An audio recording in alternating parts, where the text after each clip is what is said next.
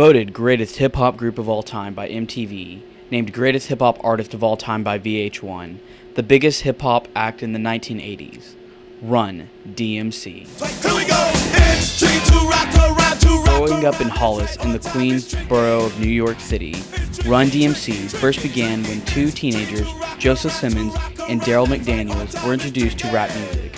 Simmons was first recruited by his older brother Russell Simmons, a hip-hop promoter and manager of rapper Curtis Blow. Joseph backed Blow up for a few years and showed the tapes of his performances to McDaniels. McDaniels was focused on school and uninterested in music until his older brother gave him his first set of turntables. McDaniels then fell in love with DJing.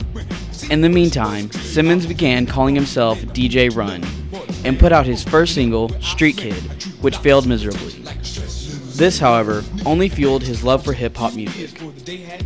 After high school, the two joined forces and met Jason, Jam Master Jay, Mizzle, the best DJ in Hollis. They recruited him to join their untitled band. Russell Simmons chose to manage the band, called McDaniels DMC, and therefore dubbed them Run DMC, a name they all hated. Their first album, titled Run DMC, was released in 1984. Their first single, It's Like That, Sucker MCs, was an instant hit, making number 15 on the R&B charts. With their second album, King of Rock, Run DMC began to change the face of hip-hop music. Run DMC, aren't they the ones that wore like the Adidas shoes and the big gold chains and the hats back in the 80s, like the late 80s? Remember them coming onto the scene and just taking everything pretty aggressively. It's like they came out of nowhere. Run DMC was at the top of their game for the third album, Raising Hell. It featured tracks like It's Tricky and Walk This Way, a collaboration with the rock band Aerosmith. This album was one of the best-selling rap albums of all time, and for Run DMC, it was the peak of their career. It was all downhill from there. When Back From Hell was released in 1990 and reviewed as the worst album of Run DMC's career, it was obvious the band had conflicting ideas.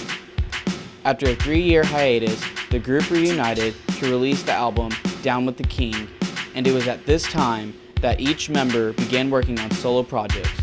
Jam Master Jay founded his own label, JMJ Records, and McDaniels began writing his biography. In this time that Simmons became an ordained minister and changed his stage name to Reverend Run. Over the next few years, Run DMC took a break from recording, but in 2000, there began to be talk of a new album. All hopes, however, were lost on October 30th, 2002, when Jason Jam Master Jay Mizzle was shot and killed, and Run DMC was silenced.